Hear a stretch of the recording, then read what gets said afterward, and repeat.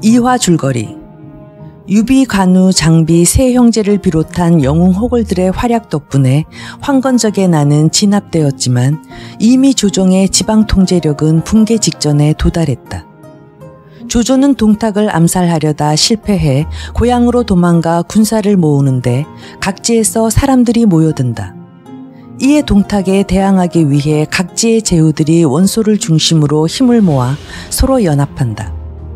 동탁은 낙양을 불태우고 장안으로 천도하는데 그의 잔혹한 폭정은 더해간다. 그러나 얼마 되지 않아 제후들은 서로의 이권 때문에 대립하기 시작하여 결국 동탁과 싸우기는커녕 자신들끼리 서로 대립하여 싸우게 된다. 원술은 공을 다투어 손견의 군사에게 군량을 지급해주지 않았고 손견은 옥새를 얻고도 이를 숨긴다. 원소가 공손찬을 기만하여 공손찬이 군사를 일으켜 그와 맞서다가 절체절명의 위험에 처하는데 문득 한 소년 장군이 창을 잡고 나는 듯이 달려와 공손찬을 구한다. 공손찬이 속으로 감탄하기를 맞이 않을 때 그의 수하 군사들이 아우성치며 달려들었다. 문추가 그대로 말머리를 돌려 도망한다. 공손찬은 분주히 언덕 아래로 뛰어내려와 소년 장군의 손을 덥석 잡으며 물었다. 장군은 니시오? 소년이 예를 갖추어 대답한다. 소장은 상산진정 사람으로 성은 조요, 이름은 운이요, 자는 자룡입니다. 본래 원소의 사람이었는데 그에게 임금에게 충성하는 마음과 백성을 사랑하는 마음이 없는 것을 보고 장군을 찾아뵈러 오는 길에 기약치 않고 여기서 뵙게 되었습니다. 공손찬은 크게 기뻐하여 그와 함께 영체로 돌아와 갑병을 정돈하였다. 이튿날이다. 공손찬은 군사를 좌우양대로 나뉘어 우익을 삼았다. 공손찬 진중의 말 5,000여 필이 태반이 백마다. 전에 공손찬이 강인들과 싸울 때 백마만 추려서 선봉을 삼고 백마장군이라 부르니 오랑캐 무리들이 백마만 보면 싸우기 전에 먼저 달아나기부터 한다. 이러므로 공손찬 군중에 백마가 많았다. 한편 원소는 알량문추로 선봉을 삼아 각기 국노수 1,000명을 거느리고 역시 좌우양군으로 나뉘어 왼편에 있는 자는 공손찬의 우군을 쏘게 하고 오른편에 있는 자는 그의 자군을 쏘게 하며 다시 궁수 800명과 보병 15,000명을 용솔하여 진중에 벌려두고 원소 자신은 마복은 수만 명을 통솔하고 접응하기로 한다. 공손찬이 처음으로 조운을 얻어 얼른 그 마음을 믿지 못하겠다.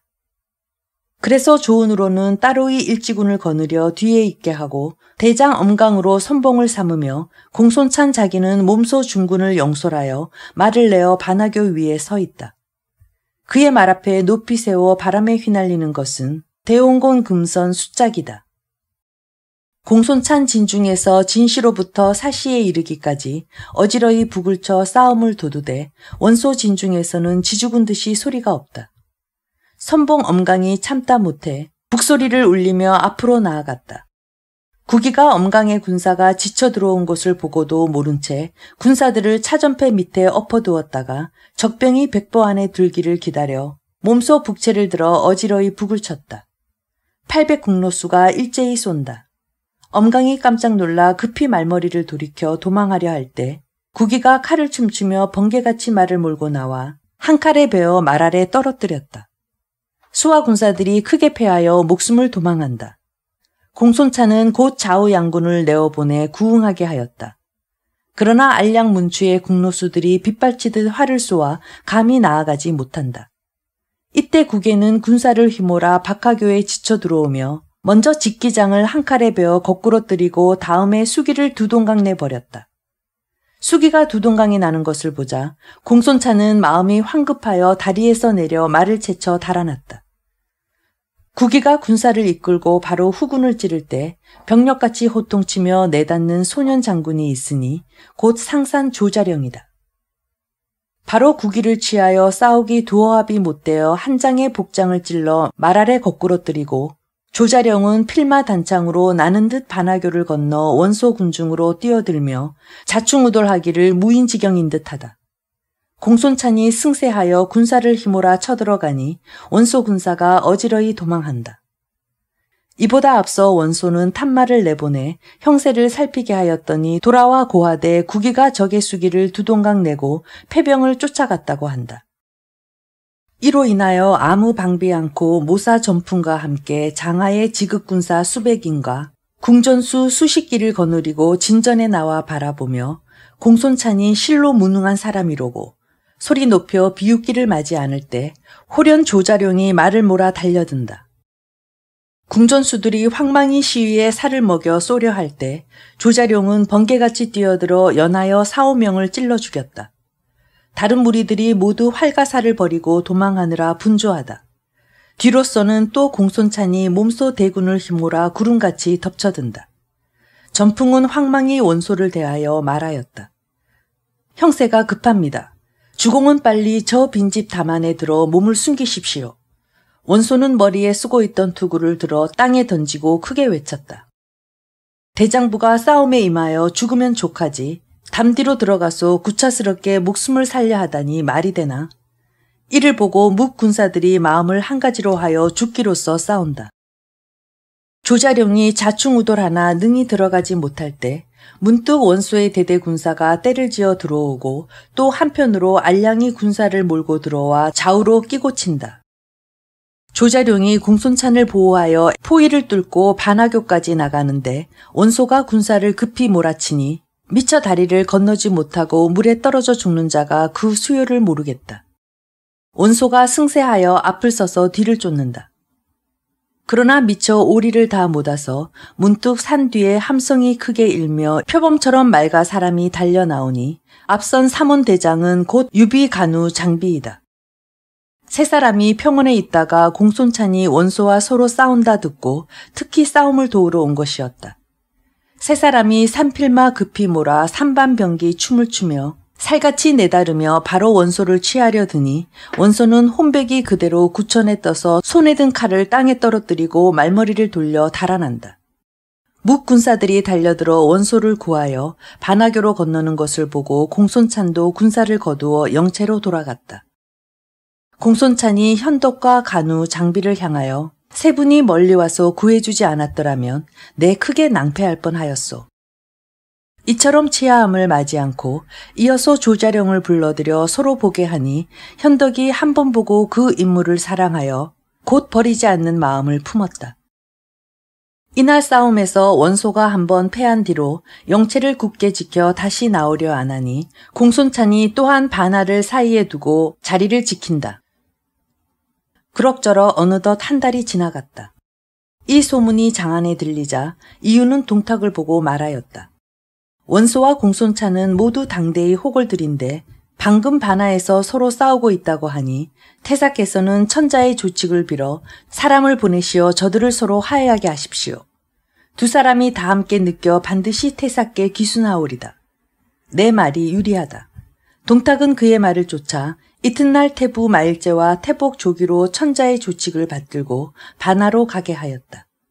두 사람이 하북에 이름에 원소는 백리바까지 나가서 절을 하며 받들고 이튿날 두 사람이 다시 공손찬의 영체로 가서 선유하니 공손찬이 사자를 원소에게 보내서 서로 강화한다. 공손찬이 군사를 거두어 돌아가는 날 현덕은 조자룡과 작별하려 하면서도 그의 손을 잡고 눈물을 뿌려 차마 떠나지 못하니 조자룡은 한숨 짓고 말한다. 저는 공손찬을 영웅으로 알았더니 이제 다시 봄에 원소의 물이나 다를 바가 없습니다 그려. 현덕은 그의 등을 어루만지며 위로한다.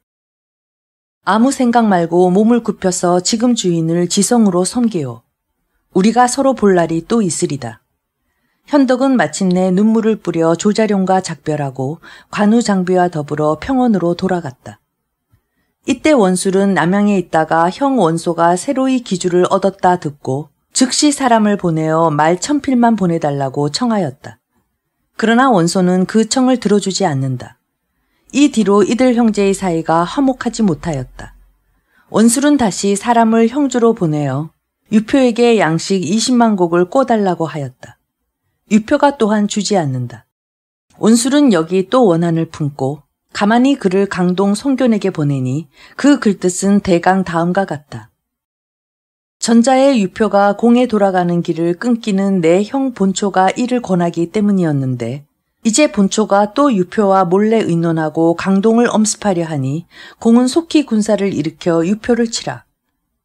나는 공을 위해 본초를 치면 두 원수를 다 갚을 것이요.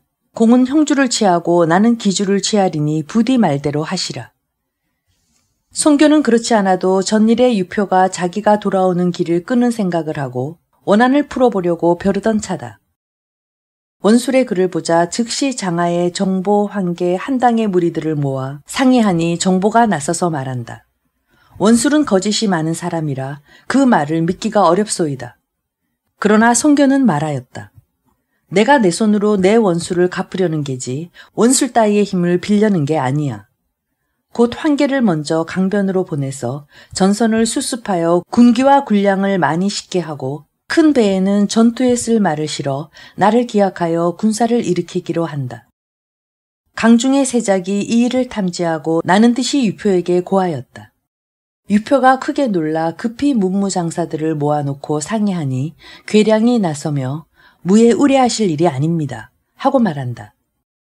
황조로 강하 군사를 거느리게 하여 전구를 삼고 주공께서는 몸소 형주와 양양의 무리를 영솔하시어 후군이 되신다면 송견이라도 멀리 강을 건너와 일을 치르지 못할 것입니다. 유표는 그렇게 생각하고 한편으로는 사람을 황조에게 보내고 한편으로는 대군을 일으켰다. 송견에게는 아들 사형제가 있으니 모두 오부인의 소생이라.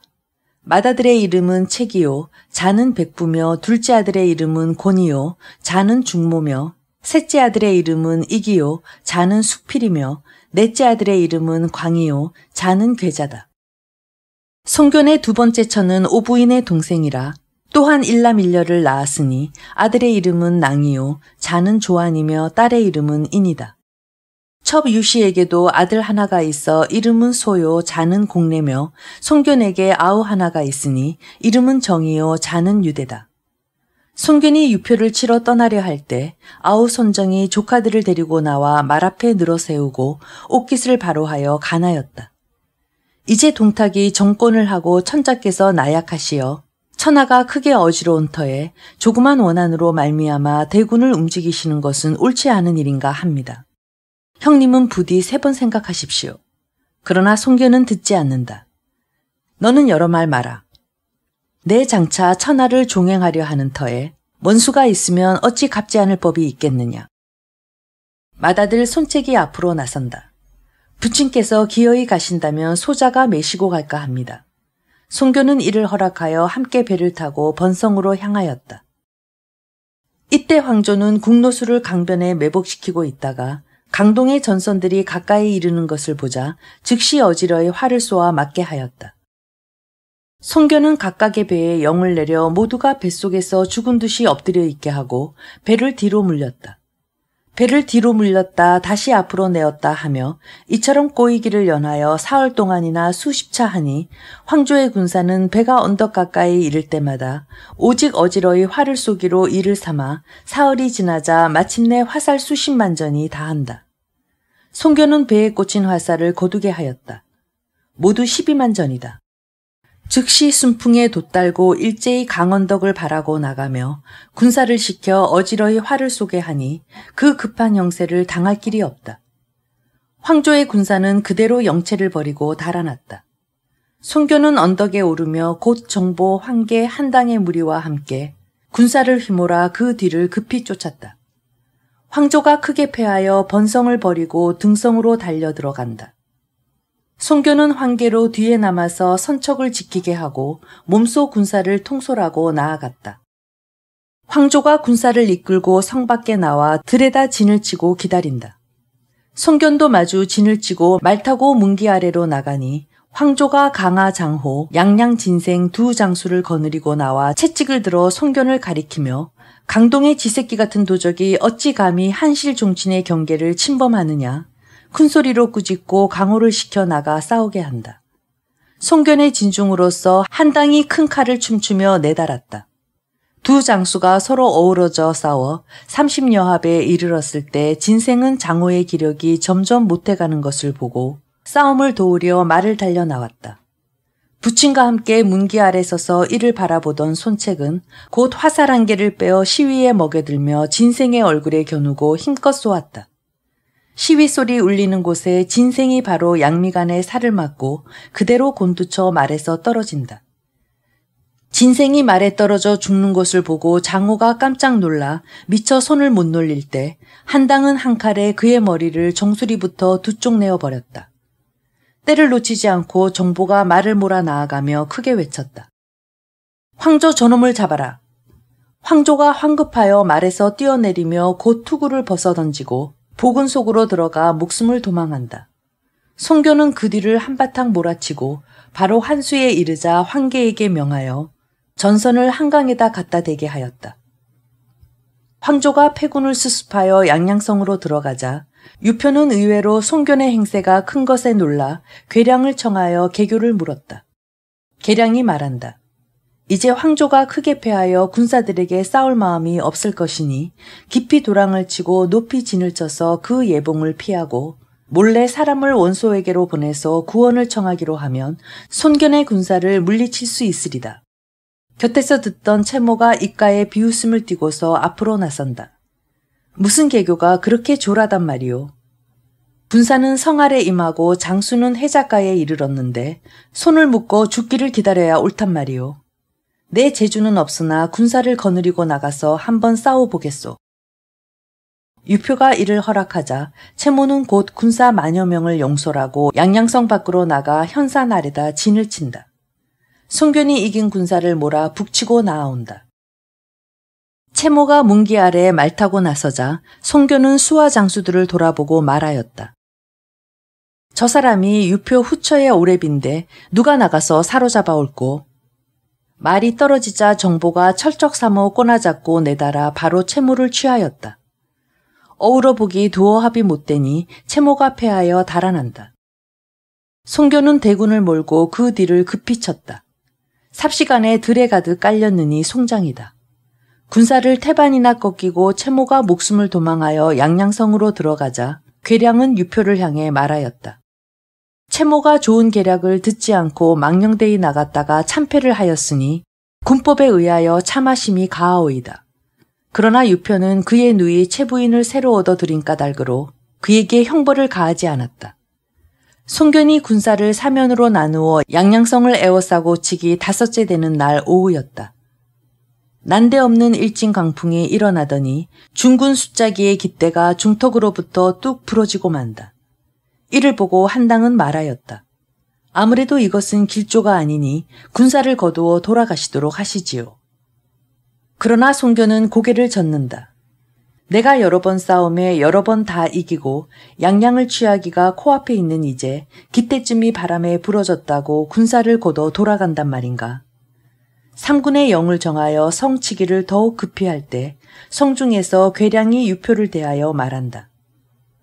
제가 간밤에 천문을 보매 장성 하나가 떨어지려 하기로 분야로서 헤아려 보니 바로 송견입니다. 주공은 속히 원소에게 글을 보내시어 구원을 청하도록 하십시오. 유표는 그의 말을 좇아서 원소에게 원병을 청하는 글을 초하고 나자 좌우를 돌아보고 물었다. 네 감히 나가겠느냐? 건장 여공이 소리에 응하여 나선다. 소장이 가오리다. 괴량은 그를 앞으로 불러 개교를 일러주었다. 내가 이미 가겠다고 하니 그러면 내 개교를 잘 듣거라. 내게 군마 500을 줄 것이니 활 잘 쏘는 자를 많이 데리고 애움을 뚫고 나가 곧 현산으로 달려가거라. 저희가 반드시 군사를 거느리고 뒤를 쫓아올 것이다. 내 군마를 나누어 100명은 산 위에 올라가서 돌을 준비하게 하고 100명은 국로를 잡아 숲속에 매복시켜 두었다가 추격병이 이르거든 매복한 곳으로 끌어들여 돌과 화살로 함께 치고 곧 신호를 하면 성내에서 군사를 내어 접응하마. 만약 추격병이 없거든 호포를 놓지 말고 바로 기주로 가서 구원을 청하되 오늘 밤에 달이 늦게나 뜰 것이니 황혼역에 성에서 나가도록 하여라. 개교를 받고 여공은 물러나와 군마를 단속한 다음 황혼역에 가만히 동문을 열고 나갔다. 송견이 이때 장중에 앉아 성을 칠 일을 생각하고 있으려니 문득 난데없는 함성이 밖에 울린다. 그는 급히 말에 오르자 수하에 30여기만 거느리고 영체 밖으로 뛰어나갔다. 군사가 고한다. 한 사람이 탄 말이 성내에서 나와 그대로 현산을 바라고 갔소이다. 듣고 나자 송견은 여러 장수들에게도 알리지 않고 다만 30여기만 거느린 채 급히 뒤를 쫓았다. 이때는 여공이 이미 산 위아래 군사를 매복해 놓은 뒤다. 송견이 탄 말이 빨라서 30여기는 뒤에 멀리 떨어지고 그가 단기로 앞서 달리며 바라보니 앞에 군사가 머지 않다. 송견은 더욱 말을 급히 몰아나가며 큰 소리로 외쳤다. 이놈, 달아나지 마라. 여공은 그 소리를 듣자 말머리를 돌려 송견을 맞는다. 그러나 겨우 일합을 어우러 보았을 뿐으로 그는 다시 말을 채쳐 산길로 들어가 버렸다. 송견은 그 뒤를 급히 쫓아 들어갔다. 그러나 어디로 갔는지 여공의 종적은 도무지 모르겠다. 송견이 사면을 둘러보다가 바야흐로 말을 채쳐 산 위를 바라고 오르려 할 때 문득 바라 소리가 크게 일어나며 산 위에서부터 돌이 어지럽게 굴러내리고 숲속으로부터는 화살이 빗발치듯 한다. 송견은 온몸에 무수한 돌과 화살을 맞아 머리가 깨어지고 내장이 모두 흘러나와 사람과 말이 다 함께 현산 속에서 죽어버렸다. 이때가 그의 나이 37이다. 여공은 군사를 몰아 송견 수하의 30여기를 모조리 죽인 다음 약속대로 연주 호포를 놓았다. 현산에 호포 소리가 들리자 양양성내에 북소리 크게 일어나며 황조, 개월, 채모 세 장수가 동문, 북문, 서문을 일시에 열고 내달았다. 강동 군사들이 크게 어지러워 수습을 못하고 있다. 이때 황계는 강변에 있다가 함성이 천지를 진동하는 것을 보자 즉시 수군을 이끌고 달려왔다. 양양성 밖에 일대 혼전이 벌어져 있다. 황계가 바야흐로 말을 채쳐 난군 속에 뛰어들려 할 때 적장은 어디 있느냐? 병력같이 외치며 앞을 막는 장수가 있다. 보니 황조다. 황계는 곧 그를 맞아 싸워 사오합에 이르자 한 소리 크게 외치며 철편을 들어 황조의 오른팔을 내리쳤다. 악 소리치고 황조가 손에 든 칼을 땅에 떨어뜨린다. 황계는 번개같이 팔을 늘여 그의 목덜미를 잡아 말 아래 거꾸로 뜨리고 이놈을 빨리 묶어라. 수하 군사들을 꾸짖었다. 한편 정보는 손책을 보호하여 어둠 속에 길을 찾아 나가다가 바로 여공을 만나 한창에 찔러 죽이고 양군이 밤을 새워 싸우다가 날이 환히 밝을 역에야 각기 군사를 거두었다. 유표 군사가 성으로 물러 들어가자 손책은 정보와 무리로 더불어 한수로 돌아왔다. 여기서 비로소 손책은 자기 부친 손견이 현산 속에서 죽은 것을 알고 목을 놓아 울었다. 강동 군중에 가득 찼느니 곡성이다. 정보가 손책을 권하여 울음을 멈추게 한 다음 말하였다. 한시바삐 회군할 일을 생각하시지요. 그러나 손책은 머리를 내저었다. 아버님의 머리를 저들이 떠매어 성내로 메셔갔다 하는데 내가 이대로야 어떻게 돌아간단 말이오. 황계가 한마디 한다. 우리는 황조를 사로잡은 터이니 이제 사람을 유표로 보내서 강화하고 황조와 주공의 시수를 서로 바꾸기로 하시지요. 저희가 듣겠소. 손책이 고개를 기웃할 때 굴리 환해가 앞으로 나섰다. 소인이 유표와 안면이 있는 터이니 사자로 보내주시면 성에 들어가서 주공의 시체를 메셔 돌아오리이다. 손책은 이를 허락하였다. 환해가 성으로 들어가 유표를 보고 온 뜻을 말하니 듣고 나자 유표는 말한다. 문대의 시수를 내 이미 관목을 써서 이곳에 모셔놓았으니 황조를 속히 돌려보내고 두 집에서 각각 군사를 파한 뒤에 다시는 침범하지 말도록 하오. 환해가 절하여 살해하고 바야흐로 물러나오려 할 때 불가하오. 손을 내저으며 괴량이 나선다. 이제 송견이 이미 죽고 그 아들이 모두 어리니 바로 이때를 타서 급히 군사를 나아간다면 한번 북쳐 강동을 가히 얻으려니와 만약에 송견의 머리를 돌려보내고 군사를 거둬버린다면 은근히 저의 기력을 길러주어 장차는 형주의 큰 화근이 되오리다. 듣고 나서 유표가 말한다. 우리 황조가 사로잡혀 있으나 차마 어떻게 버린단 말이오. 한낱 무모한 황조를 버리고 강동을 취하는 것이 무에 불과하여 그러십니까? 괴량은 굳이 권하였으나 내 황조와는 신복지계니 버리는 것은 의롭지 않소. 유표는 듣지 않고 마침내 송견의 머리와 시체를 돌려보냈다. 손책은 부친의 영구를 영접하여 매시고 강동으로 돌아가 고가에 장례 지낸 다음 군사를 거느리고 강동에 있어 어진 선비들을 부르고 몸을 굽혀 사람을 대하니 사방 호골들로서 강동의 손책을 찾는 이가 날로 더하였다. 제6장 연안계. 동탁은 장안에 있어 송견이 이미 죽었다는 소문을 듣자 이제는 한 가지 근심을 덜었다고 좋아하며 그 아들이 나이 몇이나 되었노? 좌우를 돌아보고 물으니 아는 자가 있다가 아마 17이라나 보이다. 하고 대답한다. 아직 전내 나는 애로구먼. 동탁은 다시 개의치 않고 그 뒤로 더욱 교만하고 방자하여 스스로 상부라 일컫고 출입에는 외람되이 천자의 의장을 쓰며 아우 동민으로 자장군 호우를 삼고 조카 동항으로 시중을 삼아 군군을 총령하게 하고 동시 종족은 나이 많고 적음을 묻지 않고 모두 여루에 봉하였다.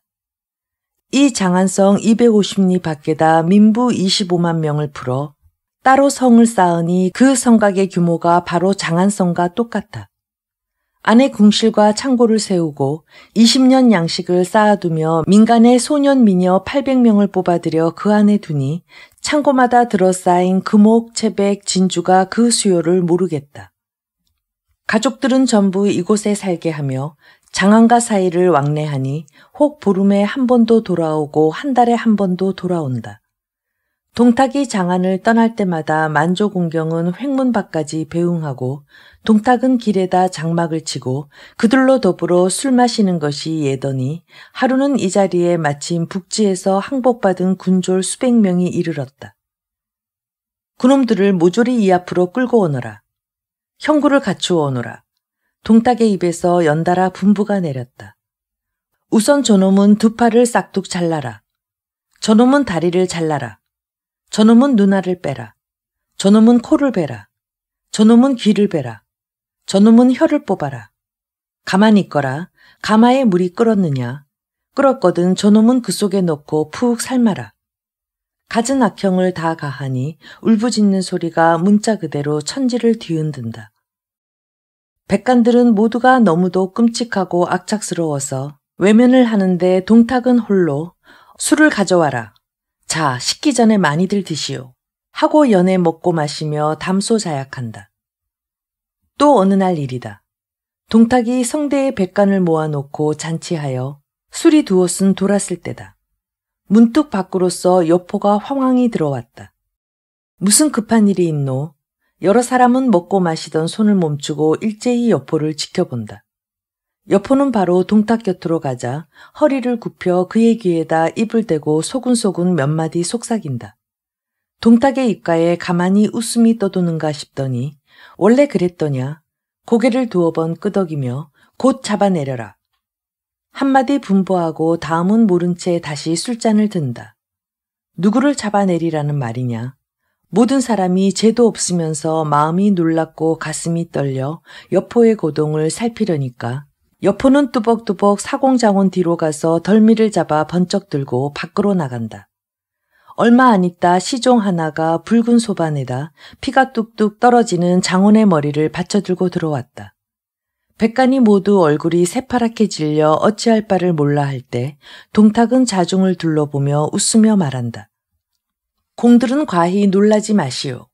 장원이 원술과 결탁하여 나를 모해하려 하는 것을 마침 내 아이 봉선이 알아왔기로 내어다 참하였거니와 공들은 아무 죄가 없으니 조금도 불안하여들 마시오. 백관은 오직 예하고 그의 앞에 허리를 굽신거릴 뿐이다. 이날 사도 왕유는 부중으로 들어왔어도 오늘 저녁 일을 생각하고 종시 마음이 편안치 못하였다. 밤이 이슥하여 달이 밝음에 그는 홀로 지팡이를 들고 후원으로 들어갔다. 한동안 그 안을 이리저리 거닐다가 다미가 곁에가 걸음을 멈추고 서서 머리를 들어 하늘을 우러르니 두 줄 눈물이 뺨 위를 소리 없이 흘러내린다. 이때 문득 모란정가에 인기척이 있다. 귀를 기울여 들으니 누군지 이 밤중에 사람 없는 목가에 서서 한숨 짓는 소리가 들려온다. 왕유는 마음에 이상하게 생각하고 발소리를 죽여 그 옆으로 다가갔다. 그는 뜻밖에도 부중에 노래하는 기녀 초선이다. 어려서 부중으로 뽑혀 들어와 소리와 춤을 익혀 나이 바야흐로 16의 재주와 자색이 겸하여 갖추니 왕유는 심히 사랑하여 친딸처럼 대해오던 터이다. 왕유는 앞으로 나서며 소리쳐 꾸짖었다. 내 어린 계집이 무슨 사정이 있어 이러느냐. 초선은 소스라치게 놀라 무릎을 꿇고 아랜다. 천첩에게 무슨 사정이 있사오리까. 내 사정이 없다면 어찌하여 이 밤중에 홀로 여기 나와 한숨을 짓는단 말이냐. 첩이 그 연유를 아뢰어도 좋사올지. 내 숨김없이 말을 해 보아라. 초선이 두 손을 모으고 앉아 아랜다. 대인께서 첩을 은혜로 기르시어 노래와 춤을 가르치고 예로서 대접해 주시니 첩이 비록 분골쇄신 하더라도 그 크신 은혜에 10,000의 1도 못 갚을 것이옵니다. 근자의 대인께서 매양 깊은 근심이 있으신 듯 필시 국가대사일 줄은 아오나 감히 여쭤보지는 못하옵던 차에 오늘은 더욱이 불안해하시는 양을 배웠고 저도 모르게 한숨을 지은 것이옵니다. 만약에 첩을 쓰실 곳이 있으시다면 참으로 10,000번 죽사와도 결코 사양하지 않으리이다. 왕유는 듣고 나자 이윽고 그를 내려보다가 문득 짚고 있던 지팡이로 땅을 치며 말하였다. 한 천하가 내 수중에 있을 줄을 네 생각이나 하였단 말이냐. 나를 따라 화각으로 오너라. 왕유는 초선을 데리고 화각 안으로 들어가자 초선을 상자에 앉힌 다음 그 앞에 2번 절하였다. 초선은 놀라고 황공하여 곧 마룻바닥에 엎드렸다. 대인께서는 어찌하여 이러십니까? 왕유는 말한다. 너는 부디 한 천하의 생령들을 불쌍히 보아다오. 말을 마치며 그의 눈에서 눈물이 비오듯 한다. 초선은 아뢰었다. 첩을 쓰일 곳이 있으시다면 10,000번 죽사와도 사양하지 않겠다고 첩은 아까도 말씀 올렸나이다. 왕유는 마침내 말하였다. 이 나라를 바로잡고 백성을 구할 자가 참으로 너밖에는 없구나. 적신 동탁이 보위를 엿보고 있건만 만조백관이 오직 부질없이 한숨만 쉬고 있는 형편이다. 내 본이 동탁과 그 양아들 여포가 다 함께 극히 호색하는 무리라 내 이제 연안계를 써서 먼저 너를 여포에게 주기로 허락하였다가 다음에 동탁에게로 보낼 것이니 내 그 사이에 들어서 저들 부자를 이간질해 여포를 시켜 동탁을 죽이도록 하여라. 만일 이를 이루어 사직을 다시 붙들고 백성을 편안히 한다면 이는 모두 너의 공이라. 내 생각이 어떠하냐? 듣고 나자 초선은 말한다. 첩이 10,000번 죽음도 오히려 사양 않으려던 터에 어찌 이만희를 싫다고 하오리까. 첩을 보내주시면 맹세코 이를 이루어 대인의 기쁘신 은혜에 10,000분의 1이나 갚으려 하나이다. 이 일이 만약에 누설되는 날에는 나는 멸문의 화를 당하느니라. 대인은 조금도 심려하지 마십시오. 첩이 만약 대의를 갚아 올리지 못하오면 10,000,000번 칼을 맞아 죽사오리다. 왕유는 눈물을 머금고 다시 초선에게 절하여 살해했다. 그 이튿날 왕유는 가장 아끼는 명주 2어덩이를 장인에게 내어주고 얌전하게 금관 하나를 꾸미게 하였다. 수일 지나 금관이 되었다. 왕유는 이것을 가만히 여포에게 보냈다. 생각지도 못했던 일이었다. 여포는 크게 기뻐하여 살해 인사를 드리러 몸소 왕윤을 부중으로 찾아왔다. 왕윤은 미리 연석을 준비하였다가 그를 후당으로 맞아들여 상자에 올려 앉혔다. 여포가 황공함을 맞이하나 한마디 한다. 포로 말아오면 상부의 한 장수에 지나지 않고 사도는 곧 조종의 대신이온데 어이 이처럼 하십니까? 도리어 송구합니다 그려. 왕윤은 말한다. 오직 천하에 영웅이 없고 오직 장군 한 분이 계실 뿐이니 유는 이 장군의 직함을 중히 여겨서 그러는 것이 아니라 실로 장군의 재주를 공경하여 이러는 것이외다. 여포는 은근히 기뻐한다. 왕유는 곧 술을 내어 권하며 말끝마다 동탁과 여포의 덕을 칭송하였다. 여포가 입이 한 방만큼 벌어져 크게 웃고 연하여 잔을 기울인다. 술이 무르익자 왕유는 문득 곁에 매시고 있는 시첩을 돌아보고 분부하였다. 아가더러 좀 나오래라. 이윽고 안으로 천의요동 2명이 고이 단장한 초선을 이끌고 나온다. 여포는 놀라서 물었다. 이분이 대체 누구입니까? 왕윤이 대답한다. 이 사람의 딸 초선이외다. 저와 장군의 사이가 지친과 다를 바 없기로 불러서 뵙게 한 게요. 말을 마치자 이번에는 초선을 돌아보고 분부한다. 이 어른이 바로 당대의 영웅 여장군이시다. 내 술잔을 올려라. 여포는 초선을 한번 대하자 이미 그 마음이 황홀하였다. 초선이 가득 부어 올리는 술잔을 받으며 그에게 앉기를 청하니 초선은 짐짓 몸을 일으켜 안으로 들어갈 듯이 한다. 이를 보고 왕윤이 말하였다. 여장군은 내 막역한 벗이다. 내가 자리에 좀 있기로 어떻겠느냐. 초선은 비로소 자리에 앉아 다시 술을 따라 여포에게 권하였다. 여포는 넋을 잃고 오직 초선의 얼굴만 바라볼 뿐이었다.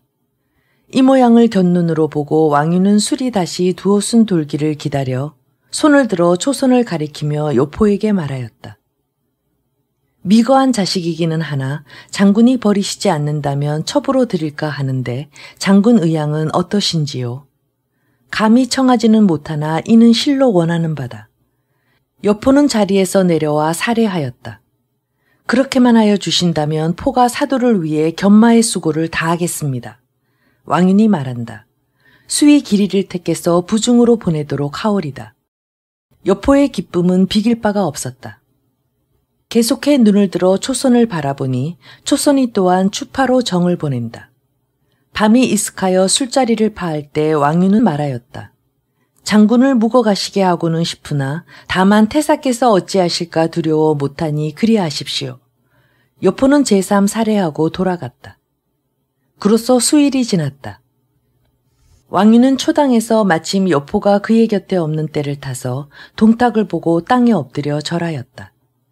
태사를 내일 초사로 매시어 소연을 베풀까 하옵는데 왕님하여 주시겠습니까? 동탁이 말한다. 사도께서 청하시니 내일 가리이다. 왕윤은 절하여 살해하고 집으로 돌아오자 산의 진미를 갖추어 놓고 땅에는 비단을 깔며 안팎에 차이를 치고 휘장을 둘러 모든 준비를 다하여 놓았다. 이튿날 낮이 되자 동탁이 수레를 몰아 왕윤의 집을 찾아왔다. 왕윤은 조복을 갖추어 입고 문 밖까지 나가서 지극히 공경하는 예로 그를 영접하였다.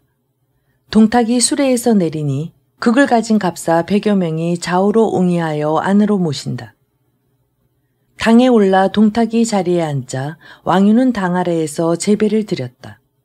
동탁이 시종을 시켜 그를 부축하여 당에 오르게 하고 자리를 주어 자기 곁에 앉게 하니 왕윤은 제3 사양하다 나아가 앉으며 공손히 아뢰었다.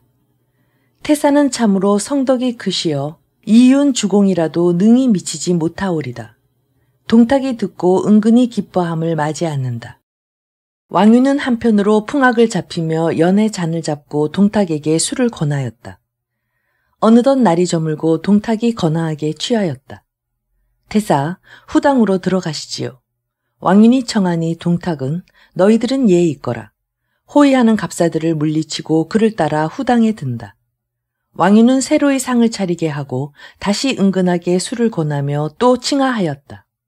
제가 어릴 때부터 천문을 약간 배웠기로 밤의 건상을 살펴보매 한가의 기수가 이미 다하였더이다. 이제 태사의 궁덕이 천하에 떨쳤으니 만약 순이 요를 받고 우가 순을 이었듯이 하신다면 바야흐로 천신과 인리에 맞을까 생각하나이다. 동탁이 말한다. 어찌 감히 바랄 일이겠소. 왕윤은 다시 말하였다.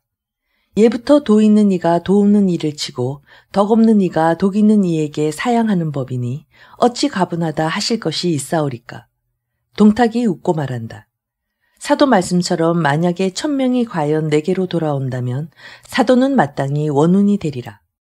왕윤은 그에게 절하여 살해한 다음 곧 시비에게 명하여 후당 안에 화촉을 밝히고 방문에는 염농을 내리게 하였다. 왕윤이 다시 술을 권하여 동탁이 막 잔을 들 때 문득 발 밖에 생황 소리가 유난히 들린다. 눈을 들어 바라보니 문 너머로 소리에 맞추어 너울너울 춤을 추는 미녀의 자태가 그림처럼 아름답다. 춤이 끝나기를 기다려 동탁은 왕윤을 돌아보고 말하였다. 이리 좀 들어오게 하오. 왕유는 곧 분부하였다. 너 이리 들어와서 태사께 배워라. 미녀가 조심스럽게 발 안으로 들어와서 절하여 배우니 동탁은 그의 용모가 10분 미려한 것을 보고 다시 왕윤을 돌아보고 물었다. 이 사람은 누구요? 각이 초손이외다. 소리도 할 줄 아는지 왕윤은 곧 초손에게 분부하였다. 태사께서 내 소리가 듣고 싶으시단다. 초손은 단판을 잡고 한 곡조 나직이 불렀다. 동탁이 칭찬하기를 마지 않는다. 왕유는 초손에게 명하여 태사에게 잔을 드리게 하였다. 동탁이 잔을 받고 한마디 묻는다. 내 올해 몇 살이냐? 초손이 아랜다. 천첩의 나이 올해 16이옵니다. 동탁이 빙그레 웃으며 참으로 신성 가운데 사람이로고 왕유는 그의 마음이 이미 초손에게 사로잡힌 것을 보자 자리를 일어나 말하였다. 윤이 이 계집을 삼가 태사께 바칠까 생각이 온데 즐겨 용납하실런지요. 동탁의 입이 딱 벌어졌다. 황공하오. 대체 사도의 덕을 무엇으로 갚아야 옳단 말씀이요. 이 계집이 태사만 매신다면 그 복이 비할 바 없사오리다. 동탁이 제삼 칭사하여 마지 않는다. 왕유는 즉시로 정거를 갖추어 초선을 먼저 상부로 보냈다. 이를 보고 동탁도 자리를 일어나 하직을 고하니 왕윤은 몸소 동탁을 상부까지 배웅하였다. 왕윤이 말 타고 밤길을 홀로 집으로 돌아올 때다. 길을 반쯤이나 왔을까 하여 문득 등 뒤로부터 말굽소리가 요란히 들려온다. 고개를 들어 바라보니 양행 홍등이 길을 환히 비치며 여포가 손에 방천하극을 잡고 말을 몰아오고 있는 것이다. 여장군이 아니시오. 왕유는 말을 멈추고 서서 반가이 아른 채를 하였으나 여포는 대꾸도 없이 앞으로 달려들더니 왕윤의 옷깃을 덥석 잡으며 소리를 가다듬어 꾸짖었다. 사도가 이미 초선이를 내게 허락하고 이에 또 태사에게 보내니 이게 무슨 짓이란 말이오. 왕유는 급히 손을 들어 막고 말하였다. 길에서 나눌 말씀이 아니오니 장군은 잠깐 내게로 가십시다. 여포가 잡은 옷깃을 놓고 왕윤을 따라온다. 집에 이르자 왕유는 즉시 그를 후당으로 청하여 자리를 나눠 앉은 다음 왕유는 비로소 입을 열어 한마디 하였다. 장군은 어찌하여 아까 그러한 말씀을 하셨습니까? 여포가 말한다. 조금 전에 누가 와서 일러주는데 사도가 초선이를 전거에 태워 상부로 들여보냈다고 그러는구려. 대체 이게 어찌된 일인지 어디 사도 말씀 좀 들어봅시다. 왕윤이 조용히 입을 열었다. 장군이 원래 모르니 하시는 말씀이오. 내 자세한 얘기를 하리이다. 어제 조당에서 태사 말씀이 내 너한테 이를 말이 있어 내일 내게로 가마 하시기에 내 오늘 집안에 작은 연회를 베풀었던 게요. 태사께서 오셔서 약주를 드시다가 문득 하시는 말씀이 참으로 뜻밖이요. 대체 뉘게서 들으셨는지 초손이 말씀을 하시며 이미 내 아이 봉선에게 주기로 하였다니 불러내다가 한번 보게 하리라 그러시는구려. 분부를 거역할 수 없어 내 초선을 불러다가 상공께 절하여 뵙게 하였소그려. 그랬더니 태사 말씀이 오늘 날이 마침 좋으니 내가 온 김에 아주 초선이를 데리고 가서 봉선에게 보내도록 하겠다고 하십디다. 장군도 생각 좀 하여 보시구려. 태사께서 친히 내게 하시는 말씀을 무슨 수로 거역한단 말씀이요. 그래 부랴부랴 전거를 갖추어 초선이를 상부로 보낸 게요. 듣고 나자 여포는 황공하여 죄를 살해하였다. 포가 모르고 사도께 죽을 죄를 지었습니다. 내일 다시 와서 사제 말씀을 여쭈으리다. 왕유는 말한다.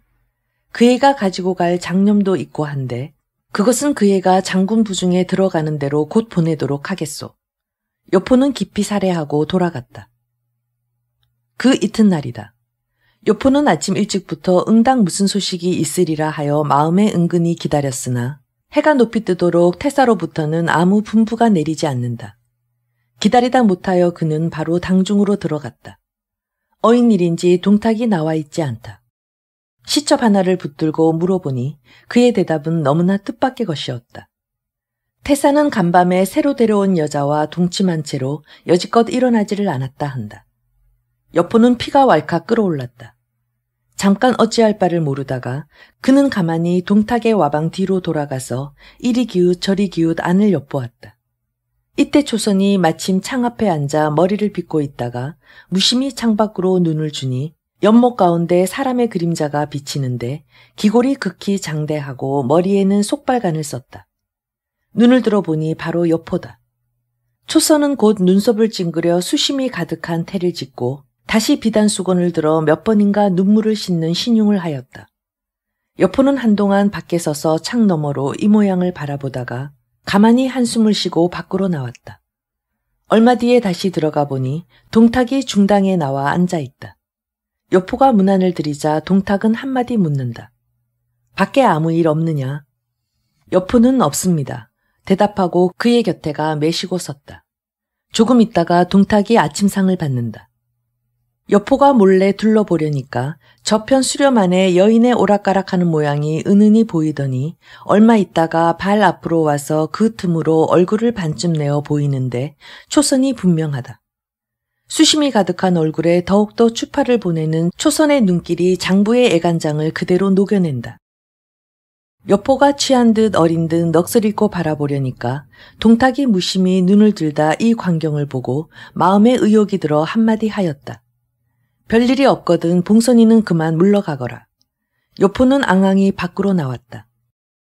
동탁은 초선이를 얻은 뒤로 세게 혹하여 달포 너머나 나와서 이를 보살피지 않고 안에만 들어박혀 있더니 우연히 병이 들어 자리에 눕자 초선이는 또 옷에 띠를 풀지 않고 주야로 곁에 매셔 지성으로 병고안을 한다. 동탁은 마음에 더욱 흡족하였다. 그러자 어느 날 여포가 문안을 들어왔다. 때마침 동탁은 잠이 들어있고 초선은 바로 와상 뒤에가 서 있었다. 여포와 눈이 마주치자 초선이는 손을 들어 먼저 저의 가슴을 가리키고 다음에 그 손으로 동탁을 가리키며 그만 눈물이 비오듯 한다. 여포의 창자가 바로 끊기는 듯 하였을 때 동탁이 잠을 깨웠다. 눈을 떠보니 여포가 앞에 와서 서 있는데 침상 뒤를 넋을 잃고 바라보는 양이 괴이하기도 하다. 동탁은 몸을 반쯤 일으키며 고개를 돌려 그 편을 보았다. 바로 침상 위에는 초선이가 서 있는 것이다. 동탁은 노하였다. 이놈, 내가 감히 내 애첩을 희롱한단 말이냐. 벌떡 자리에 일어나 앉으며 소리를 가다듬어 꾸짖고 누구 없느냐 소리쳐 사람을 불렀다. 불러 계십니까? 시종이 5, 6명 일시에 당 아래 와서 대령한다. 동탁은 여포를 손으로 가리키며 호령하였다. 내 이놈을 빨리 밖으로 내몰아라. 시종들은 대답하면서도 어인 영문인지 몰라 분부거행을 빨리 못하는데 그때까지 깎아세운 사람처럼 그 자리에 서 있던 여포가 성난 눈으로 동탁을 한번 노려보고 몸을 들쳐 제 발로 걸어서 밖으로 나간다. 동탁은 좌우를 향하여 다시 소리쳤다. 앞으로는 저놈을 결코 안에 들이지 말렸다. 등 뒤에서 이 소리를 들으며 여포는 크나큰 한을 머금고 분연히 상부를 나서다가 마침 문을 들어서는 이유를 만나 그 말을 하였다. 여포에게 대강 이야기를 듣고 나자 이유는 깜짝 놀랐다. 그는 황망히 동탁을 들어와 보고 말한다. 태사께서 장차 천하를 취하려 하심에 어찌 그만한 가시를 가지고 오늘을 책망하십니까? 만약 저의 마음이 변하기라도 한다면 대사는 틀리고 마오리다. 동탁이 묻는다.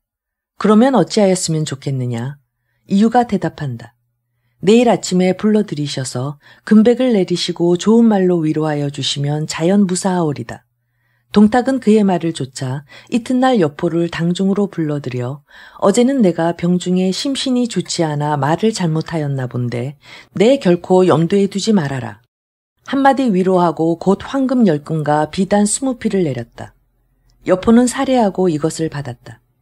그러나 마음은 한결같이 초선에게 매여 있었다. 그 뒤 며칠 지나 동탁은 병이 나았다. 여러 날 만에 그는 궁중으로 들어와 천자를 배웠고 함께 국사를 의논한다. 여포는 그 틈을 타서 방천하극 손에 들고 몰래 내문을 빠져나와 말에 오르자 급히 몰아 바로 상부로 갔다. 문 앞에 말을 메어놓고 방천하극 들고 후당으로 초선을 찾아 들어갔더니 그를 보자 초선은 말한다. 장군은 먼저 봉의정으로 가 계십시오. 제가 곧 따라갈게요. 여포는 방천하극을 들고 후원으로 들어가 봉의정 아래 구분 난간에가 기대고 서서 초선이 오기를 기다렸다. 얼마 있다가 마침내 저편으로부터 초선이가 나타났다. 꽃밭을 헤치고 버들가지를 휘어잡으며 하늘하늘 걸어오는 그 자태는 완연한 월궁선녀다. 여포 곁으로 오자 초선은 울며 하소연한다. 첩은 장군을 매시면 평생의 원이 족한 줄로 믿었더니 뜻밖의 태사가 옳지 않은 마음을 먹고 금수 같은 짓을 하였습니다. 첩이 오늘날까지 죽지 않고 살아있기는 오직 장군을 한번 배웠고 진정으로 하소연하기 위함인데 이제 다행히 이처럼 배웠으니 아무 여한이 없습니다.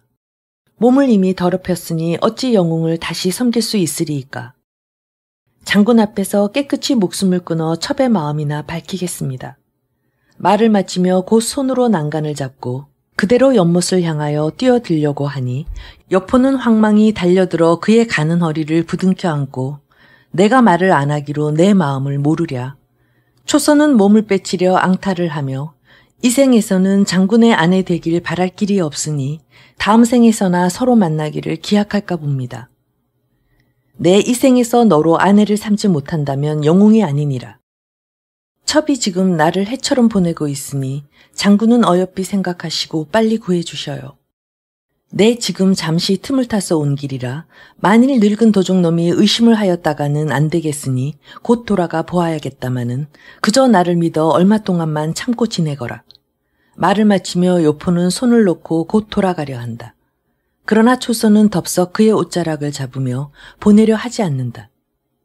장군께서 이처럼 늙은 도적놈을 무서워하신다면 첩은 영영 하늘을 다시 볼 날이 없을까 합니다. 내 얼마간 기다려라. 차차 좋은 도리를 차려보마. 말을 마치자 여포가 방천화극을 손에 잡고 돌아가려 하니 초선은 힘없이 옷자락 잡은 손을 놓으며 첩이 귀중처자로 장군의 함자를 우레처럼 듣고 당대에서는 오직 한 분이라고만 믿어왔더니 누가 이렇듯 남에게 압박을 받고 있는 분인 줄 알았으리이까. 말을 마치자 그대로 눈물이 비오듯 한다. 여포는 마음이 무색하여 그대로 떠나지 못하고 다시 방천화극을 옆에다 세워놓은 채 초선을 안고 그 몸을 어루만지며 좋은 말로 위로한다. 이에 동탁은 문득 여포가 곁에 없는 것을 깨닫자 마음에 덜컥 의욕이 일어 황망히 헌제께 하직을 고한 다음 즉시 수레에 올라 상부로 돌아왔다. 동탁은 관리를 보고 물었다. 여장군이 여기 왔더냐? 관리가 대답한다. 오누께서 아까 오셔서 바로 후당으로 들어가셨소이다. 동탁은 좌우를 꾸짖어 물리친 다음에 혼자서 불이 나게 후당으로 들어갔다.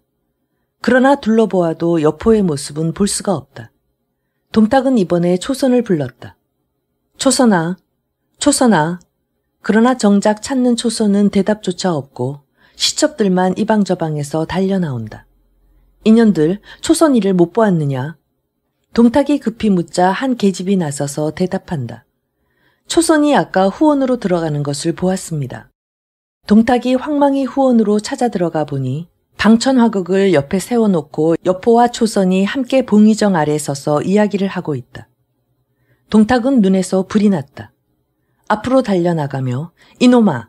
큰 소리를 외치니 여포는 그를 보자 소스라치게 놀라 방천화극도 버려둔 채 그대로 몸을 빼쳐 달아난다. 동탁은 달려들어 난간에 세워놓은 화극을 손에 잡자 곧 그의 뒤를 쫓았다. 그러나 여포는 날새고 동탁은 심히 둔하다. 비둔한 몸을 뒤룩거리며 쫓아갔으나 여포와의 사이는 점점 멀어만질 뿐이다.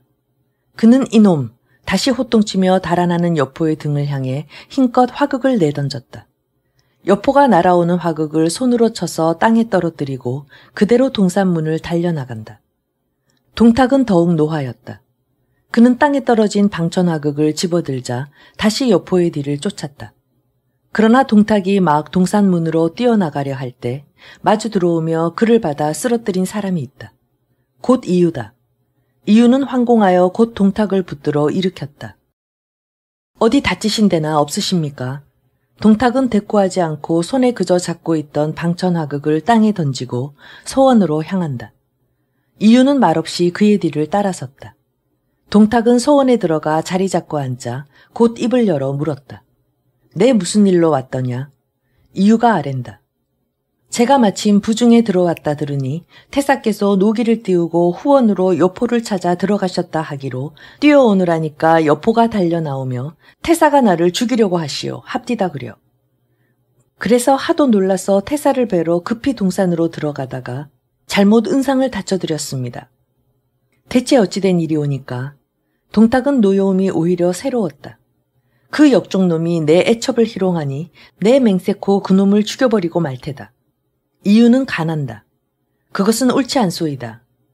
예전에 초장왕이 절영지의의 애희를 희롱한 장웅의 죄를 궁심하지 않았더니 뒤에 그가 진나라 군사에게 쫓겨 그 목숨이 위태로웠을 때 장웅이 죽기로써 그를 구하여 내었다 합니다. 이제 초선이로 말씀하면 일개 여자에 불과하고 여포는 곧 태사의 신복 맹장이오니 태사께서는 만약 이 기회에 초선을 여포에게 내리시고 보면 여포가 그 크신 은혜에 감격하여 반드시 목숨을 내놓고 태사께 갚으려 할 것이니 부디 태사는 3번 생각하십시오. 동탁은 한참 동안 말이 없다. 침묵하기 오랜만에 그는 마침내 말한다. 내 말이 역시 옳은 것 같으니 내 생각하여 보마. 이유가 살해하고 물러나가자 동탁은 후당으로 들어가 초선을 앞에 불러 한마디 물어본다. 내 어찌하여 여포와 사통하느냐? 초선은 울며 대답한다.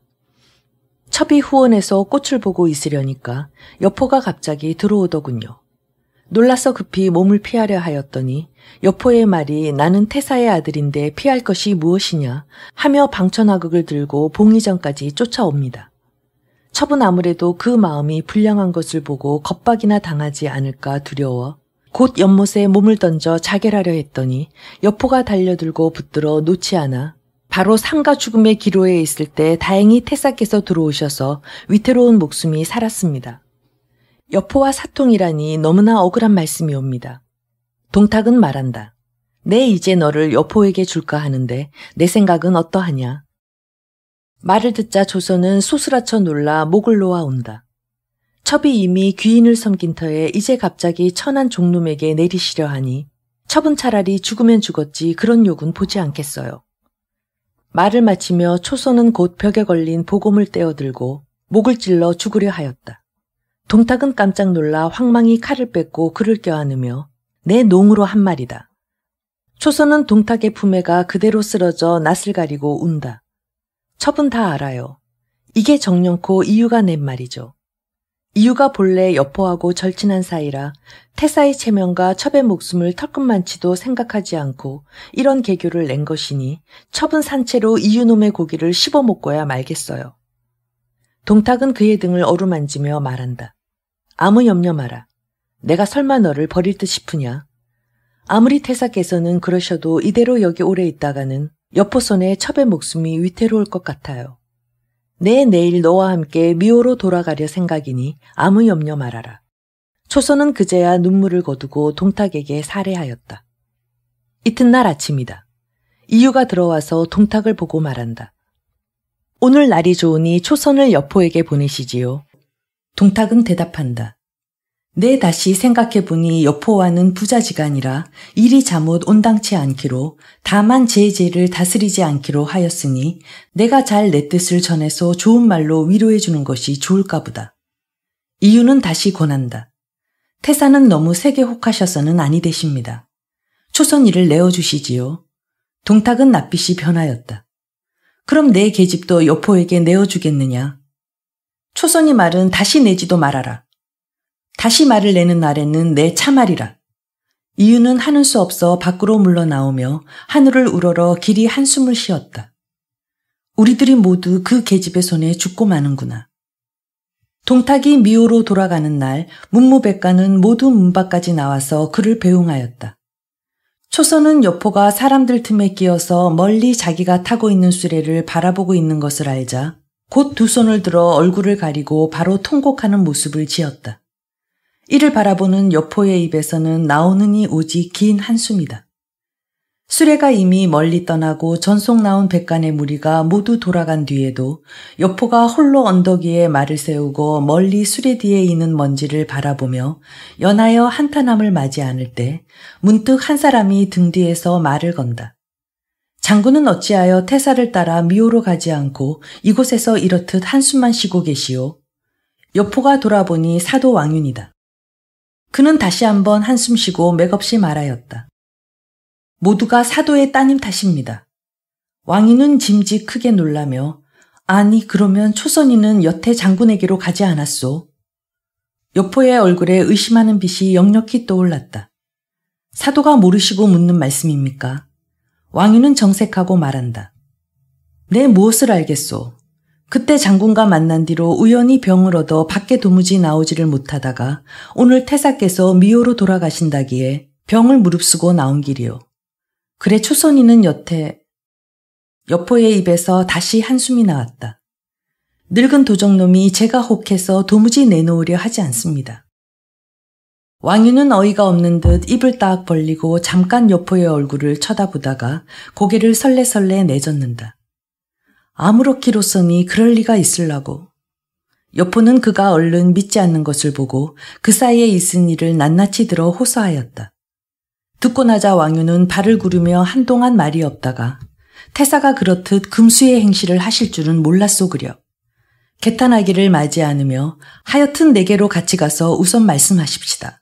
하고 여포의 손을 잡았다. 집으로 함께 돌아오자 왕유는 그를 밀실로 청하여 주요를 갖추어 대접하였다.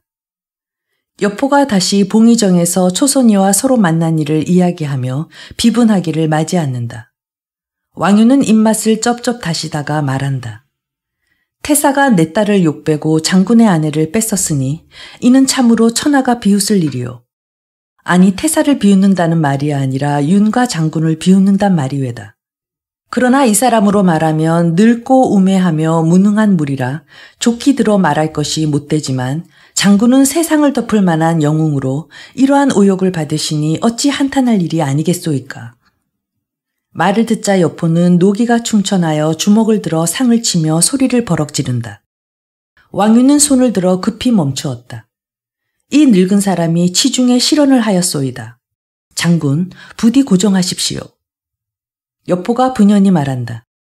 내 맹세코 이 늙은 도적놈을 죽여서 한을 풀고야 말리다. 왕유는 급히 손을 들어 그의 입을 막으려 들며 말한다. 함부로 그런 말씀 마오. 이 말이 태사 귀에 들어가면 이 사람까지 멸문을 당하고 마오.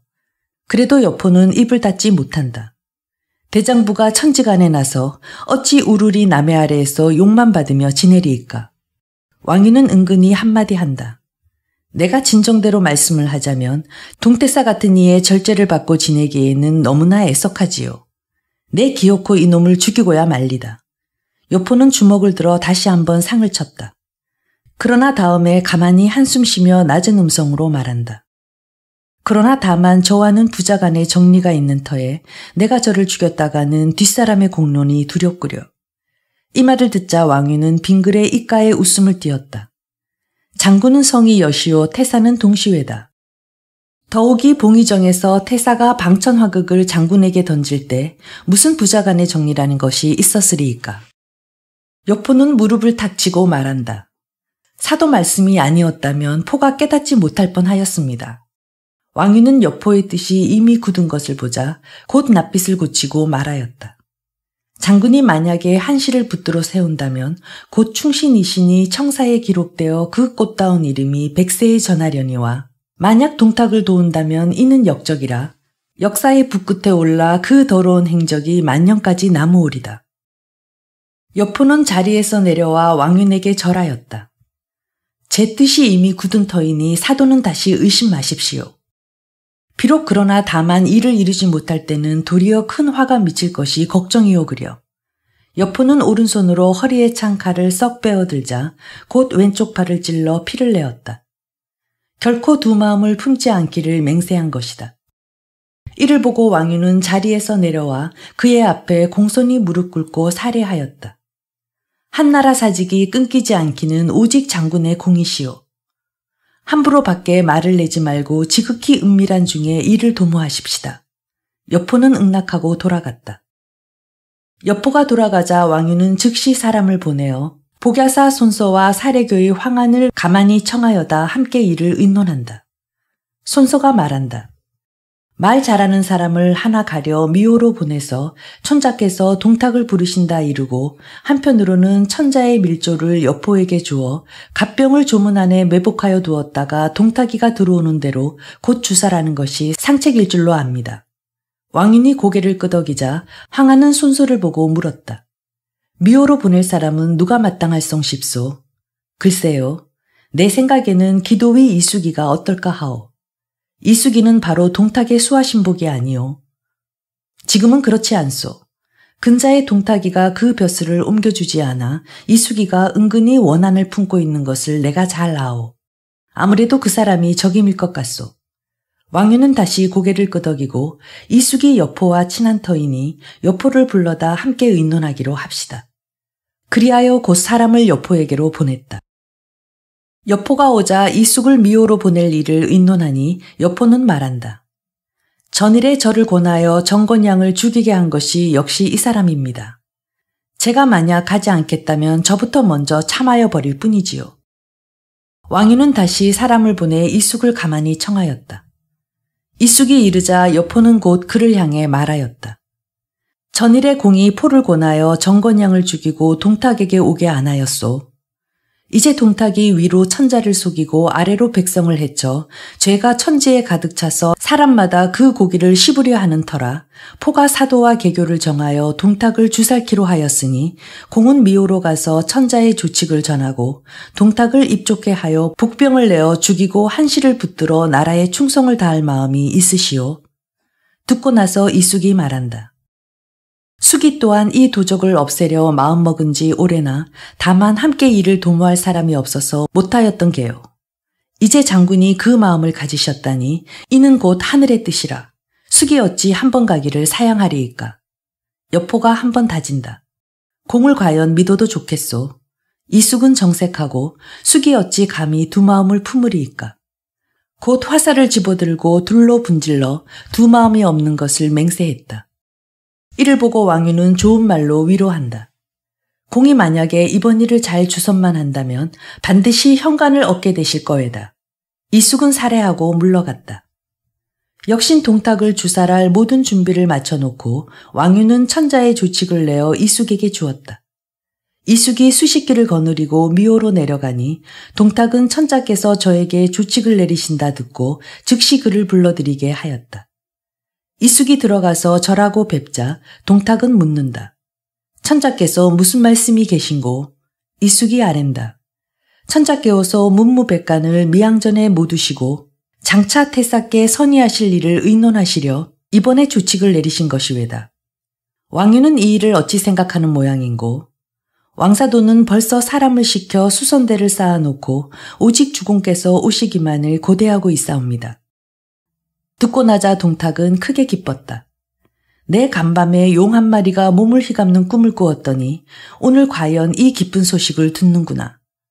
즉시 영을 내려 신복장 이각 곽사 장제 번주 내 장수로 비윤군 3,000명을 영솔하여 남아서 미호를 지키게 하고 자기는 그날로 행차를 꾸며 장안으로 올라가기로 하였다. 모든 분부를 내리고 나자 동탁은 이숙을 돌아보고 말한다. 내 황제가 되거든 너는 직구모를 삼아주마. 천은이 만극하오이다. 이숙은 가장 항공한 듯 배사한다. 동탁이 떠나려 하며 안으로 들어가서 그 어미에게 하직을 고하니 이때 어미의 나이가 9순이다. 내 무슨 일로 가느냐? 어미의 묻는 말에 동탁이 대답한다. 천자가 저에게 선의하시겠다 하여 가는 일이외다. 모친은 며칠 안이서 태우가 되시리이다. 그러나 어미는 그 말을 듣고도 즐거워하지 않는다. 내 근자에 까닭없이 살이 자꾸 떨리고 마음이 놀라오니 아무래도 길조는 아닐상 싶구나. 동탁은 웃고 대답한다. 장차 국모가 되실 터에 미리 그러한 조짐이 어찌 없으리이까. 그는 다시 초선에게 들어가 보고 말한다. 내가 천자가 되면 너는 귀비를 삼으마. 초선은 왕사도의 개교가 마침내 이루어지게 된 것임을 짐작하였다. 그래서 그는 만면에 웃음을 띄우고 동탁에게 절하여 살해하였다. 동탁은 마침내 수레에 올라 미호를 떠났다. 1,000명 갑사로 앞과 뒤를 호위하고 장안을 바라고 나아가는데 길을 가기 40리를 못다하여 괴이하도다. 타고 있는 수레의 앞바퀴 하나가 부서진다. 동탁은 노하여 수레를 관리하는 자를 목베어 죽인 다음 수레를 버리고 말에 올랐다. 이숙이 그의 뒤를 역시 말 타고 따른다. 그러나 다시 10리를 못 다가서 말이 앞굽을 번쩍 들고 소리 높여 울더니 고삐를 탁 끊는다. 동탁은 마음에 고의하여 이숙을 돌아보고 물었다. 수레바퀴가 부러지고 말이 또 고삐를 끊으니 이것이 대체 무슨 조짐인고? 이숙이 천연스럽게 대답한다. 옛것을 버리고 새것으로 바꾸어 장차 천자께서 타시는 옥년 그만을 타실 조짐이외다. 동탁은 연이어 고개를 끄덕이며 마음속의 기쁨을 감추지 못한다. 이날 말을 바꿔 타고 다시 길을 가는데 문득 광풍이 크게 일며 검은 구름이 하늘을 덮어 어둡다. 동탁은 다시 이숙을 돌아보고 묻는다. 이것은 또 무슨 조짐인고? 주공께서 천자 위에 오르시게 되니 용이 발동한 것입니다. 하늘에 오르면서 검은 기운과 붉은 안개를 뿜어서 천위를 장엄하게 하는 것입니다. 이숙의 능란한 대답에 동탁은 또 속아 넘어갔다. 어깨가 으스해진 그는 기분이 좋아 그저 싱글벙글 웃기만 했다. 드디어 장안선 밖에 도착하니 백관들이 나와 영접을 했다. 다만 이유만이 병이 났다며 집에서 나오지 않았다. 동탁이 승상부에 이르니 여포가 들어와 치하를 한다. 황제께서 아버지께 선의를 하신다고 하니 이런 경사가 없습니다. 내가 천자 위에 오르면 너는 당연히 천하의 병마를 청독하리라. 여포는 황감하다며 절하고 살해한 뒤 정전에서 밤을 지냈다. 그날 밤 동탁이 이숙과 함께 앉아 이 얘기 저 얘기 하고 있는데 바람결에 아이들의 동요 소리가 들려왔다. 천리포 청청도 하네. 열흘이 되면 살지를 못한다. 바람에 실려오는 아이들의 동요가락은 구슬프고 처량했다. 동탁의 마음이 구슬프게 흔들렸다. 그는 이숙에게 아이들이 부르는 동요의 뜻이 무엇인지 물었다. 이숙은 동요의 뜻이 동자의 파자라는 것을 짐작해 알았다. 천리초는 동의 파자요, 11상은 탁의 파자인 것이 확실했다. 동탁이 죽는다는 뜻이었다. 그러나 이숙은 시치미를 뚝 떼고 대답한다. 이것은 유시가 멸하고 동시가 흥한다는 동요올시다. 동탁은 이숙의 그 말도 믿었다. 이튿날이 됐다. 동탁은 의종을 거느리고 벽제를 올리면서 호기롭게 대궐로 향했다. 거리에 한 도인이 청포에 백권을 쓰고 손에 긴 장대를 들고 장대 끝에는 한 길이나 되는 배를 달아매고 양편에 입구자를 써서 높이 들고 가는 것이었다. 동탁이 또 궁금해 이숙에게 물었다. 이숙이 가만 생각해 보았다. 입구자가 둘이면 여가 분명하고 배로 길을 만들었으니 포의 뜻이 분명했다. 동탁이 여포에게 죽는다는 뜻이었다. 이숙은 딴전을 부렸다. 거 미친놈이 왜다. 이숙은 말을 마친 뒤에 시위 군사들에게 영을 내려 큰 소리로 배기를 들고 가는 미친놈을 끌어내어 쫓아버리라고 했다. 도인은 군사들에게 끌려나갔다. 동탁 행렬이 대궐문 가까이 당도하니 군신들은 조복을 갖춰 입고 길가에 늘어서서 그를 마중에 맞았다. 이숙은 배행하던 수레에서 내려 오른손에 보검을 잡고 왼손으로 동탁의 수레를 밀면서 북행문에 당도했다. 이숙은 뒤에 따르는 군사들에게 긴급한 명령을 내렸다. 모든 군사들은 골문 밖에 대기하고 있거라. 다만 수레를 모는 20명만 함께 모시고 들어간다. 동탁이 북행문을 들어서서 멀리 바라보니 사도 왕윤 이하로 조정의 원로 대신들이 앞에 나와 늘어서 있는데 자세히 보니 각기 손에 보검을 잡고 있다. 동탁은 마음에 의심이 들어 이숙을 돌아보고 묻는다. 검들을 가지고 섰으니 저것은 무슨 뜻인고? 이숙은 그 말에 아무 대꾸도 하지 않고 그대로 수레를 몰아 바로 들어갔다. 전문 앞에 가까이 이르자 왕윤이 문득 큰 소리로 외친다. 역적이 예 왔는데 무사들은 무얼 하노? 소리를 응하여 양편으로서 무사 100여 명이 날아 나오며 일제히 창을 들어 수레 위에 앉은 동탁을 찔렀다. 그러나 동탁의 입은 갑옷이 원체 두꺼워서 창이 꽂히지 않고 겨우 팔 하나를 상하였을 뿐이다. 동탁은 수레에서 땅으로 굴러 떨어지며 큰 소리로 부르짖는다. 우리 아이 봉선이 어디 갔느냐? 말을 미처 마치기 전에 수레 뒤로서 여포가 달려들며 조칙을 받들어 도적을 죽인다. 소리를 가다듬어 외치고 방천하극을 들어 한창의 동탁의 목을 찔렀다. 외마디 소리를 지르고 동탁이 뒤로 낮아빠지자 이숙은 곧 그 수급을 베어 손에 들었다. 여포가 방천하극을 왼편에 고쳐 잡고 오른손으로 품속에서 밀조를 꺼내 들며 크게 부른다.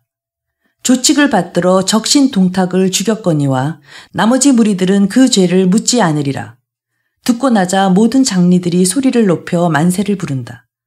여포는 다시 큰 소리로 외쳤다. 동탁을 도와서 모든 해악을 한 놈이 바로 이유다. 누가 가서 사로잡아 오겠느냐. 내가 가오리다. 이숙이 소리를 응하여 나설 때 문득 조문 밖에 요란한 소리가 일어나며 사람이 들어와서 고하되 이유의 집 종들이 이유를 묶어가지고 바치러 왔다 한다. 왕유는 곧 이유를 거리에 내어다 참하게 하고 다시 동탁의 시체와 머리를 십자로구에 내어다 호령하게 하였다. 남달리 살이 찐 동탁의 시체다. 지키는 군사가 그 배꼽에다 심지를 받고 불을 붙여 백성들이 그 앞을 지나며 손을 들어 그 머리를 치고 발을 들어 그 시체를 차지 않는 사람이 없었다.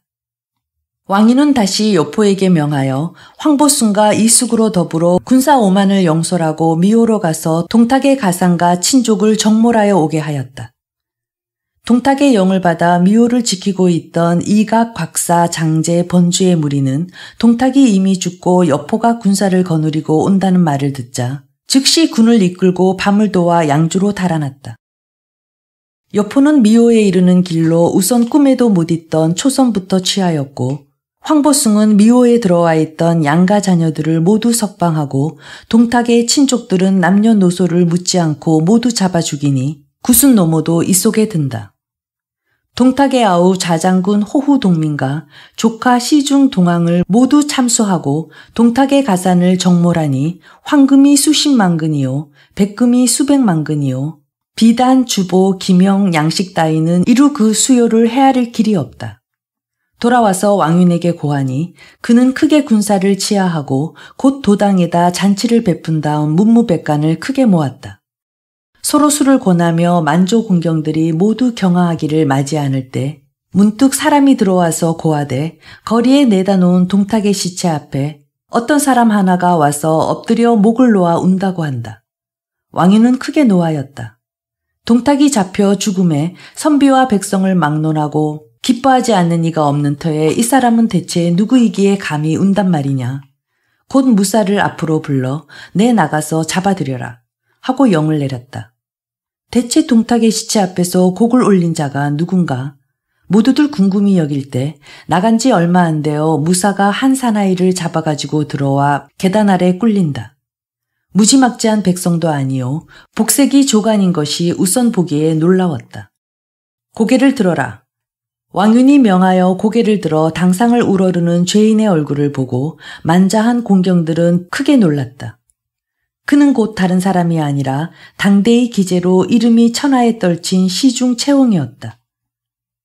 동탁 역적을 오늘날 주살하였으니 이는 국가에 이만한 다행이 없는 터에 내 또한 한나라의 신하로서 나라를 위하여 할애하려고는 않고 도리어 역적을 위하여 울다니 이런 법이 있단 말이냐. 채홍은 엎드려 죄를 청하였다. 옹이 비록 불미나오나 그를 배워서 대의를 알고 있습니다. 당당한 한나라 신하로서 어찌 나라를 배반하고 동탁을 두둔하겠습니까? 그러하오나 공은 공이요 사는 사올시다. 동탁은 일찍이 저의 재주를 알아주었습니다. 비록 국가에 대해서는 역적이지만 저 개인에 대해서는 지우라 할 것입니다. 사사로운 정을 이기지 못해 한 번으로 그의 가련한 죽음을 조상한 것뿐입니다. 스스로 제가 큰 것을 인정하옵니다. 원컨대 사도께서는 저를 극형에 처하신 후에 다행히 목숨을 부지해 주신다면 여태껏 써오던 한나라의 역사를 계속 탈고해서 속죄를 하게 된다면 다행이라 생각하옵니다. 그의 아뢰는 말을 들으며 만조 공경은 모두 마음이 비감하였다. 그의 죄를 다스려 죽여버리기에는 채홍의 재주가 너무나 아까운 것이다. 옹의 죄가 죽어 마땅하지만 그 정상을 참작하시어 용서하여 주시지요. 저의 말 맞다나 일시지우지감으로 인하여 그런 것이니 통촉하시지요. 옹의 재주가 아깝소이다. 이 사람 저 사람 말하는 중에 태부 마일제가 또한 왕윤을 대하여 말한다. 채홍은 뛰어난 인재이니 만약 한나라 역사를 계속해 쓰게 하시면 진실로 일을 성하게 할 것이요. 또 일찍부터 효행이 드러난 터이니 이제 갑자기 죽이신다면 두렵건대 인망을 잃으시고 마오리다. 그러나 왕유는 고개를 내저었다. 옛날에 효무가 사마천을 죽이지 않고 사기를 짓게 하였더니 필경은 사마천이 비방하는 글을 남겨 후세에 전하게 된 것이 아니오. 이제 국운이 쇠약하고 조종이 어지러운 터에 어리신 주상 좌우에서 함부로 사피를 잡게 하는 것은 옳지 않은 일이외다. 드디어 마일제의 말을 듣지 않고 왕유는 채옹을 옥에 내려 목매어 죽였다. 이때 사대부들로서 이 소식을 듣고 눈물을 아니 흘리는 이가 없었다. 이어 왕유는 천하의 대사령을 선포하였다.